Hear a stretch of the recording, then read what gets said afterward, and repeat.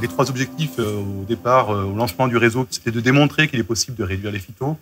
C'était de travailler sur l'expérimentation, parce qu'on se doutait que tout n'était pas forcément déjà acquis, il y avait sans doute avoir des recherches à faire. Et puis l'autre ambition qui était demandée au réseau, c'était de produire des référents sur les produits phytosanitaires, d'où le terme défi. La partie économique est clairement inscrite, ainsi que la partie sociale. Quelque chose qui est vraiment très important pour nous, c'est la diversité des partenaires qui contribuent au réseau. Aujourd'hui, on a 3 modules actifs. Donc on a le module ferme, il y a le module XP, et puis alors après l'autre module qui est AgroSys, le système d'information.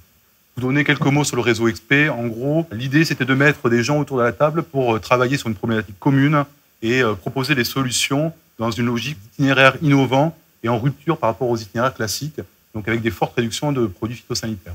On est présent un peu partout en France et dans les DOM. Les points de couleur, la couleur c'est une filière, donc vous voyez on est en filière grande culture, viticulture, en filière arboriculture. On est aussi en horticulture, en culture tropicale et en légumes. Ça représente 41 projets.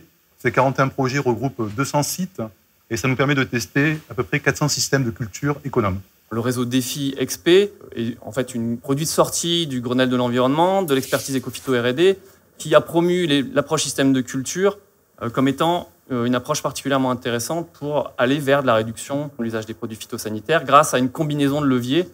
Et ce qui est intéressant aussi, c'est de pouvoir tester dans des expérimentations en grande parcelle des problématiques qui sont plus proches de celles de l'agriculteur.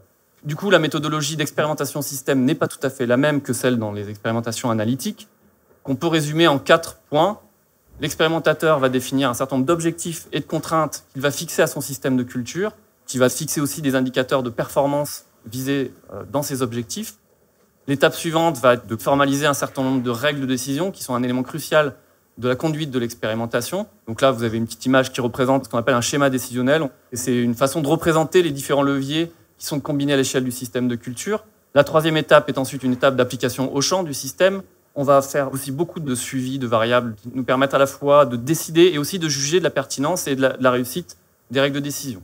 Une fois qu'on a fait ça, on passe à une phase d'évaluation du système de culture où là, l'objectif est d'être capable d'évaluer la faisabilité du système de culture, sa réussite, c'est-à-dire la maîtrise du système, et ses performances sur la base d'un certain nombre d'indicateurs. En termes d'indicateurs de performance, on cherche à aller au-delà du rendement et de l'IFT. On regarde aussi les autres éléments qui sont en lien avec la durabilité. Ça peut être du temps de travail, une balance azotée, des indicateurs autour de l'énergie. L'approche système permet aussi d'aller jusqu'à ce type d'évaluation. Bien sûr, il y a aussi un retour en termes d'évaluation. L'idée, c'est de faire évoluer les règles de décision si on voit qu'on est dans des impasses. L'idée, c'est bien de comprendre les conditions de faisabilité et de réussite des systèmes qui sont testés. Et après, on peut passer à une phase de transfert. C'est vrai que dans les expérimentations système, il faut du temps. Enfin, c'est souvent ce qui est mis en avant. Le transfert vers les producteurs a lieu, mais c'est aussi des endroits où on va tester finalement des freins à la mise en place de leviers analytiques et aussi l'identification de besoins de recherche complémentaires. Le dispositif ferme, donc dispositif complémentaire, ce sont des groupes d'agriculteurs qui sont accompagnés par un ingénieur réseau. Et les agriculteurs, leur particularité, c'est qu'ils ont décidé de travailler à la fois individuellement et collectivement sur la mise en œuvre de démarches de réduction des phytosanitaires. Donc vous voyez, il y a à peu près 1900 agriculteurs, on a 185 ingénieurs réseau qui animent. On est répartis sur l'ensemble du territoire et toutes les filières, comme tout à l'heure, sont représentées. Si vous me permettez l'expression, je pense que vous avez une ferme défi à côté de chez vous.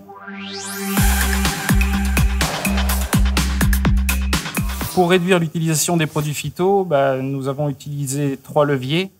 Les outils d'aide à la décision, le désherbage mécanique et la pulvérisation. L'exploitation là, que je vous présente a choisi de planter une partie de son verger avec des variétés résistantes à la tavelure. C'est de la production fruitière intégrée, donc il n'y a pas que la protection phytosanitaire pure, évidemment. On a le contrôle génétique dans le cadre de l'exploitation. On a aussi du contrôle cultural. On a aussi des moyens biotechniques et biologiques, notamment avec la confusion sexuelle, pour diminuer les traitements. Pour les adventistes, les leviers qu'on a mis en place. On fait des faux semis avant semis de blé. Alternance culture hiver et printemps, ça sera aussi bien pour les maladies que les ravageurs. Biocontrôle, on l'a utilisé en herbicide cette année. C'est la première année qu'on le fait pour défaner les pommes de terre.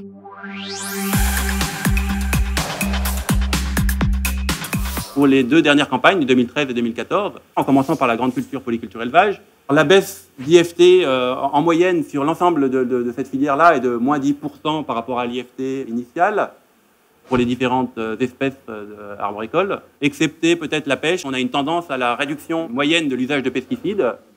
On a moins 12% de baisse d'IFT entre le point zéro initial et puis les années 2013-2014. Presque 60% des vergers ont diminué d'au moins 10% leur niveau d'usage de pesticides. Pour la viticulture, en 2014, on a une baisse en moyenne sur l'ensemble de la filière de moins 12% d'IFT.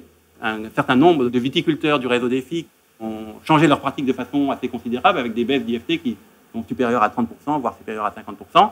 Pour 2 petites filières, entre guillemets, du réseau Défi que sont la filière maraîchage et la filière horticulture, on a des résultats similaires, également très encourageants. La baisse d'IFT en moyenne pour la filière maraîchage entre le point zéro initial et puis les années 2013-2014 est de moins 15%.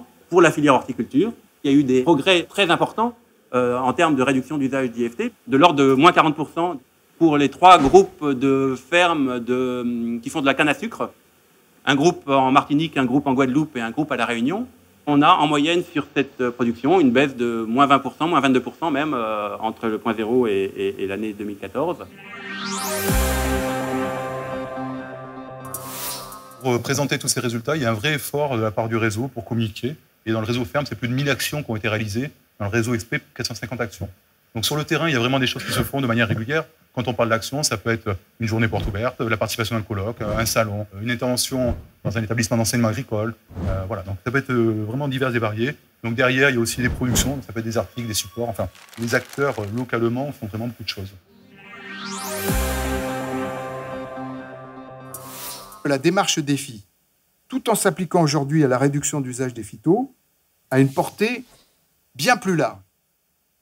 Elle pourrait, et même peut-être devrait s'appliquer à beaucoup d'autres problématiques d'innovation agroécologique, et tout particulièrement à celles qui ont un caractère systémique. Je veux dire par là, celles qui induisent une modification assez profonde des systèmes de production.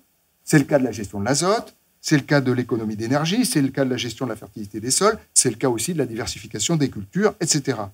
Il faut que les acteurs de Défi se préparent à entrer dans une nouvelle phase du plan Ecophyto, où la réussite de Défi ne va pas être mesurée seulement par ses propres performances, celles obtenues au sein des réseaux fermes et XP, mais aussi à la façon dont Défi aura entraîné le mouvement autour de lui. C'est la question décisive du transfert à grande échelle des résultats obtenus sur le groupe pionnier que constitue Défi.